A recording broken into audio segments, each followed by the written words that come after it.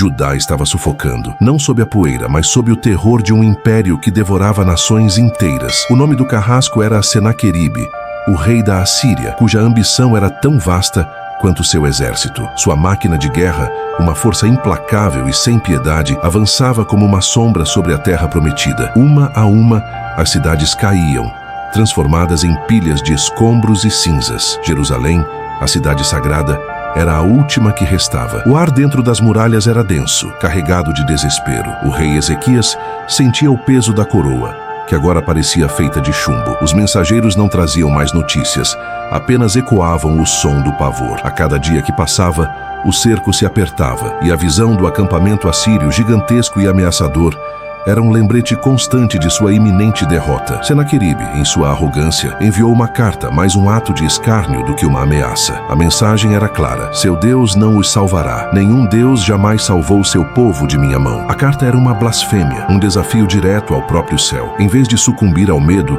Ezequias tomou uma decisão desesperada. Ele não fugiu, nem se rendeu. Ele se arrastou até o templo de Jerusalém, o lugar onde a fé e a esperança de Israel residiam. Sozinho, em meio à escuridão sagrada, ele estendeu a carta de Senaqueribe no chão, não como um documento, mas como uma acusação. Ele se prostrou, não em derrota, mas em total e completa submissão. Sua oração não foi um pedido, mas um louamento de coração partido. Senhor, veja a afronta, veja a blasfêmia. Mostre a este mundo que o seu poder não é uma lenda, mas a única verdade. Salva-nos, para que saibam que só Tu és Deus. A cidade estava à beira do abismo, mas Ezequias, com a alma dilacerada, encontrou força na única coisa que lhes restava, uma fé que se recusava a morrer. A oração de Ezequias não foi um murmúrio, mas um rugido silencioso. Ele sentia o eco da história, a promessa feita a Davi, a aliança com um povo. E agora, tudo parecia condenado. Ele se deitou no chão frio e implorou. Cada palavra era uma faca afundando em sua alma, uma confissão de impotência. Senhor, Tu és o único que pode nos arrancar desta escuridão. Eles zombam de Ti, de Teu nome e de Teu poder. A vitória de Senaqueribe não seria apenas a nossa derrota, seria a derrota da Tua promessa, o fim de tudo o que nós somos. A cidade dormia sob o peso de um medo que se tornava físico. Os rostos, as crianças, as velhas mãos que construíram os muros, tudo estava prestes a ser aniquilado. O rei chorou, não por si mesmo, mas pelo destino de seu povo. A derrota não significava apenas a perda da liberdade, mas a aniquilação da sua identidade, a extinção da sua fé. O silêncio do templo era esmagador, até que uma voz rompeu a quietude. Era a voz do profeta Isaías, que havia acabado de receber uma palavra de Deus. Isaías, com a autoridade de quem carrega a mensagem divina, se aproximou de Ezequias. O profeta não trazia uma tática de guerra, mas uma promessa. Ele não falava de flechas ou lanças, mas de uma intervenção de um poder que o mundo nunca tinha visto. O Senhor ouviu a sua oração. Ele não deixará a blasfêmia impune. Senaqueribe não entrará nesta cidade. Ele não lançará uma única flecha. Ele não construirá uma única rampa de ataque. Pelo caminho que ele veio, ele voltará.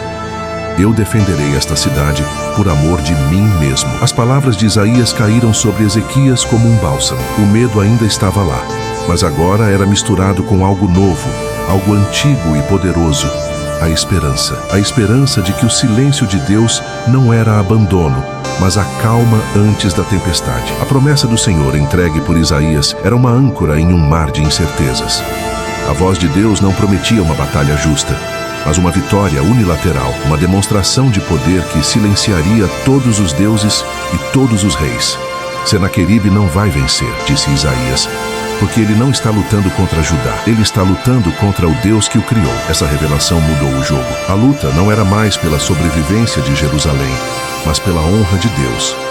A batalha que se desenrolava agora era cósmica, um confronto entre a arrogância humana e o poder divino. A cidade de Jerusalém, antes refém do medo, respirou fundo, confiando na promessa que parecia absurda. Não haveria grito de guerra, nem táticas, nem negociações. O destino da nação estava nas mãos invisíveis de um Deus que já tinha proclamado a vitória. Enquanto a noite caía, o acampamento assírio, com suas dezenas de milhares de soldados, era uma massa de poder brutal, o retrato da invencibilidade. Mas dentro das muralhas de Jerusalém, o povo esperava, não com espadas em punho, mas com corações em silêncio.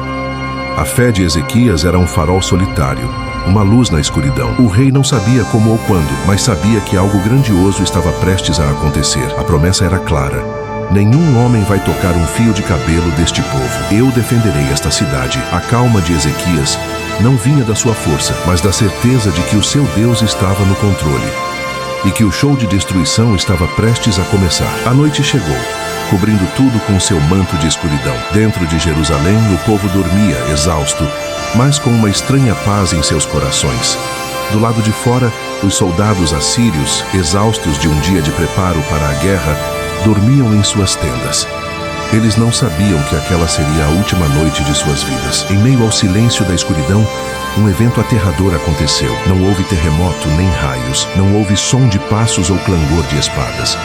O que aconteceu foi um sussurro, um sopro de morte que varreu o acampamento assírio. Um anjo, enviado pelo Senhor, desceu sobre o campo de batalha, não para lutar, mas para julgar. A passagem do anjo foi rápida e letal, e em seu rastro, a vida se esvaiu. A cena seria indescritível. 185.000 soldados, aterrorizantes guerreiros que haviam conquistado o mundo, simplesmente pararam de respirar. Seus corpos ficaram inertes, suas armas inúteis. Foi um massacre silencioso. Uma demonstração de poder que desafiava a compreensão humana. Não houve sangue, nem dor. Apenas uma morte instantânea e inexplicável que transformou um exército invencível em um campo de cadáveres. Quando o sol nasceu sobre o horizonte, a luz revelou o horror. As sentinelas de Jerusalém, ao olharem para fora, viram um cenário que desafiava a lógica. O acampamento inimigo, que um dia antes parecia infinito, agora era um vasto cemitério. Uma única noite de silêncio e morte tinha feito o que exércitos não podiam.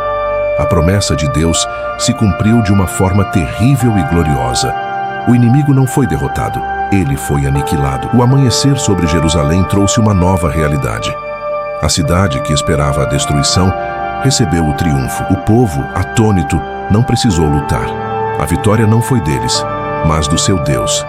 Ezequias, em reverência e temor, entendeu o que significava essa vitória. O poder de Deus é absoluto.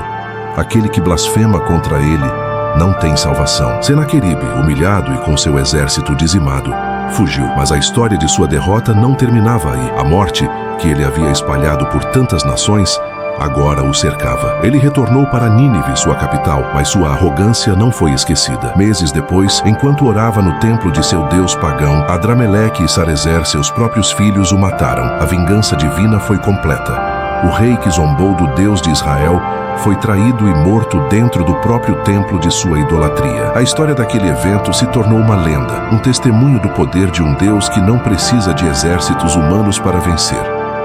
A mensagem era clara: não subestime o Deus de Israel. Sua proteção não vem de muros ou soldados, mas de uma intervenção sobrenatural que pode, em uma única noite, transformar um campo de guerra em um campo de morte. O silêncio daquela noite ressoa por toda a história, lembrando a todos que, no fim, o poder supremo pertence a Deus. Gostou dessa incrível história? Deixe seu like, compartilhe com seus amigos e inscreva-se no canal para mais conteúdos bíblicos. Fiquem com Deus.